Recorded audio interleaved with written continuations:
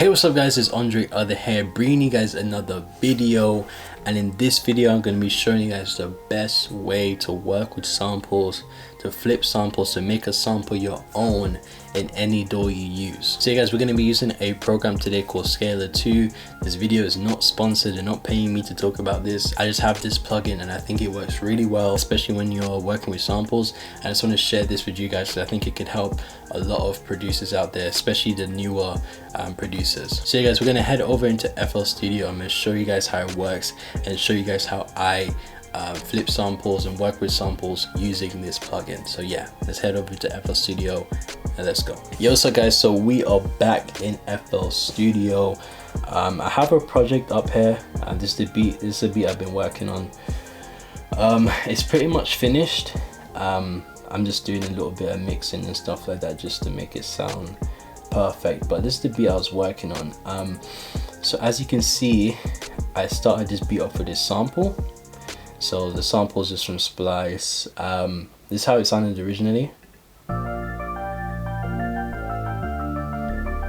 That's how it sounded originally, and then I reversed it and I also changed the pitch of it.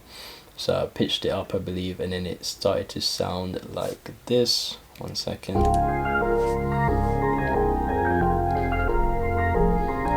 Oh yeah, I also added halftime to it as well. But yeah. So that's what I did just to flip the sample. Yeah, here's halftime as well. That's what I did to flip the sample, right? But obviously everybody knows that. Everybody knows you can halftime something and you can reverse it and you can change the pitch of it to flip a sample and to make it sound like your own. But what you can do is Scalar. So as you can see here, I have Scalar 2.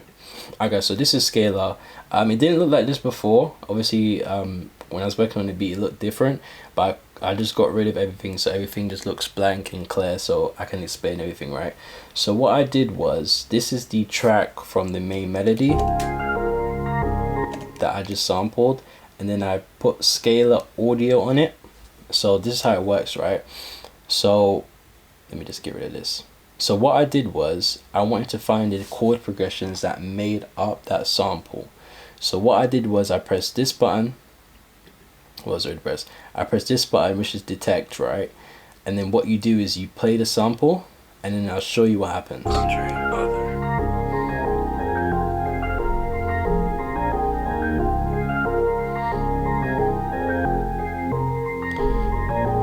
So what it does, it tries to find the different chord progressions that made up that sample, and it also says the scale here. So it says it's F minor scale. So this is huge, right? So one way you can just work with this sample is to literally get rid of the whole sample and just use the chord progressions that made up that sample, because obviously Scalar tells you the chord progressions that made it up, right? So if you play the sample again, obviously it's not in time, but you can tell it's in scale, and this is more or less just the chord progressions that was played in the sample, right? So down here, these are, well, we'll start from here. So it says what scale it is, right? So it says it's an F minor scale, and that's the scale that it's in.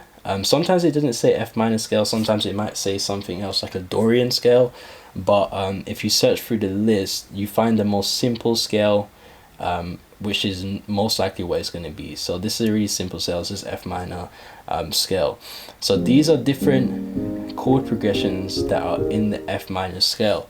So what you could do is you can mess around with these different chord progressions, and you can create a different pattern with one of these chord progressions, and you can play that over the sample. So that's another way you can kind of make the sample your own, by just coming up with a different chord progression in the scale of the sample. What I decided to do is I decided to use the chord progression from the sample. When I first recorded the sample, it gave me more chord progressions and stuff like that.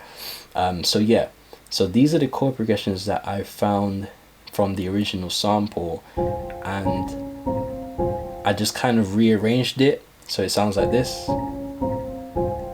So yeah, that's what I decided to do. I decided to just rearrange the chords that made up the sample and play that on a different pattern and play that over the sample, just so I can make the sample a little bit more unique and make it more mine. So what I did is I literally went to drag, and I dragged the MIDI file into a different pattern. So we'll just go into the pattern now. Boom. So I dragged it into here, and this is what it looks like when you drag it in. So it's literally just a chord progression. Let's solo it out just so we can hear it. Yeah, and if we just hear it with the main melody.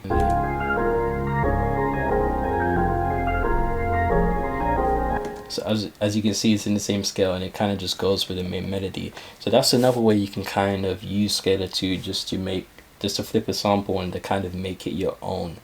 Obviously, when I knew the scale, I went into a different pattern. I wanted to add a string to it. So I knew it was in the F minor scale, so I have it.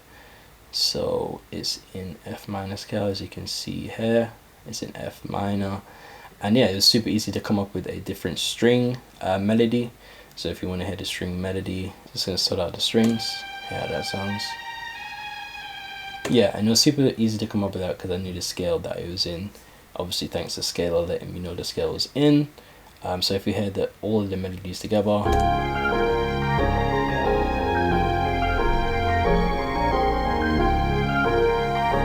Yeah, so quite cool. And that's how I use Scalar just to flip this sample and make it my own. Now there's other things you can do with Scalar. If you don't want to do things how I did it, let's go back into Scalar. Another thing you can do, so not only can you get the chord progressions from the sample and rearrange them like I did, you can, oh my god, get the hell out of here. You can also find different suggested chord progressions. Like I said, you can do that instead. What you can do here is you can mess around with it. So if you want it to be sevenths, it can find chord progressions in the F minor scale in sevenths. You can mess around with the voicing. Just gives it a different vibe, still in the F minor scale. And if I wanted to, I can create a different chord progression from these different voicings and stuff like that, put in a different pattern, put that over the sample, and then boom, that's another way I can make it my own.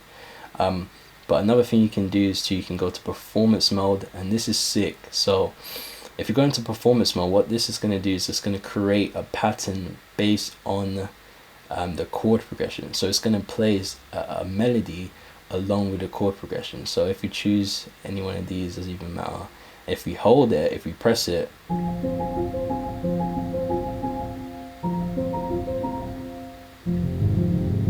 so that's what performance mode does. It's going to create its own melody.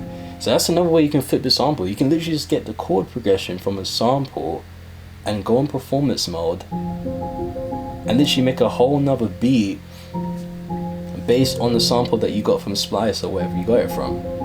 You know, so you can find different performance mode. Let's say if we wanted to do this, and you can mess around with this. You can mess around with all of this stuff and just come up with different chord progressions. Come up with different melodies that you like. I actually kind of like the other one though. Oh god, no, I can't find it. I can't even find it now. So there's different things you can do too, but those are the main things. Just getting the chord progressions from the main sample, which you see here, and then you can get suggested chord progressions from the scale that it's in, and you can, you know, flip the sample that way, or you can do performance mode and just come up with a completely different melody from the chord progressions from the sample, man. And alright guys, another thing you can do in Scalar, you need to open the Scalar in the channel rack though. So this isn't the Scalar in the audio track, so this is the Scalar in the channel rack. So yeah, another thing you can do, so let's say we have all of our chord progressions. Let's say we have these chord progressions, we like these chord progressions, but we want to try and find a different chord progression. What you can do is bind it to your keyboard. So whenever I press these keys on my MIDI keyboard, it's going to trigger these chord progressions. So if I play it on my MIDI keyboard now,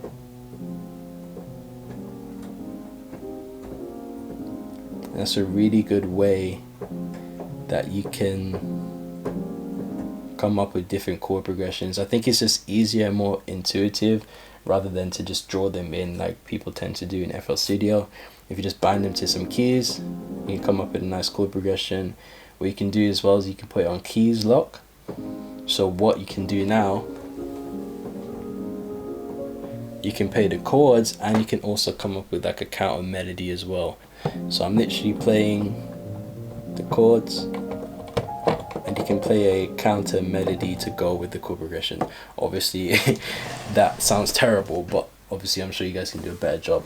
So what I just did was I clicked key lock, and obviously that locks the key, and what that does is just locks the key to a certain scale. So obviously it's an F minor scale, so when you play it on your MIDI keyboard you can only play F minor scale, and that really helps when it comes to coming up with a chord progression and coming up with a counter melody and stuff like that. So that's another thing you can also do with scalar. And let's say if we came up with a chord progression we like, so let's say if we just want to go, obviously that's not that great, but what you could do if you want to record that, you go to MIDI capture, probably turn this on to you, and just so I can know the tempo of the beat, let me just get rid of the chord progression I already came up with. So yeah, let's say if we wanted to play a different chord progression, doesn't matter what it is, let's say if we want to play a different chord progression, go to MIDI capture, and then now it's capturing the MIDI. I can press play just so I can hear the metronome, so I can know, so I can make sure it's in time, and let's come up with something.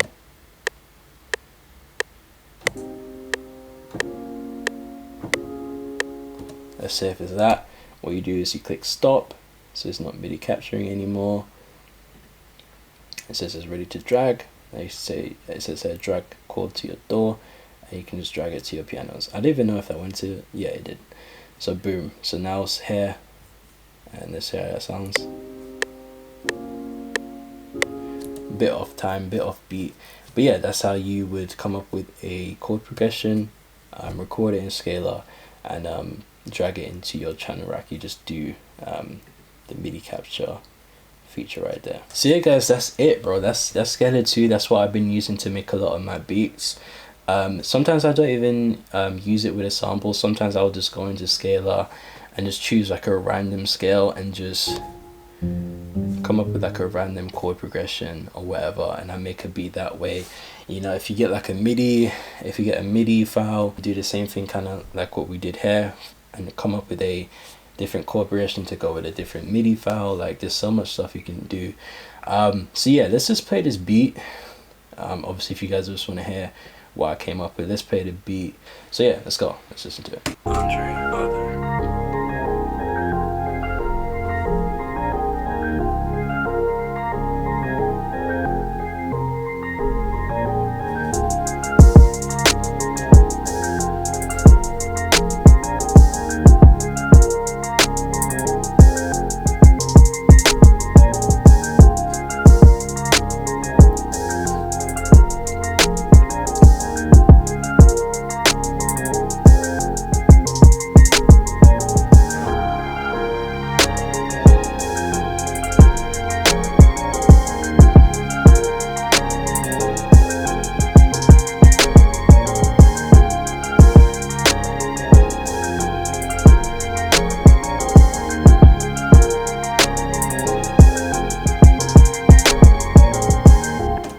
So yeah, that was the beat. I'm not gonna play the whole thing though.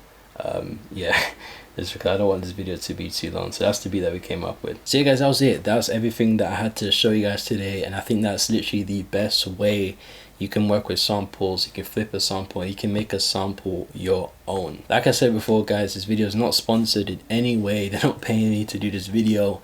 This is something that just works for me.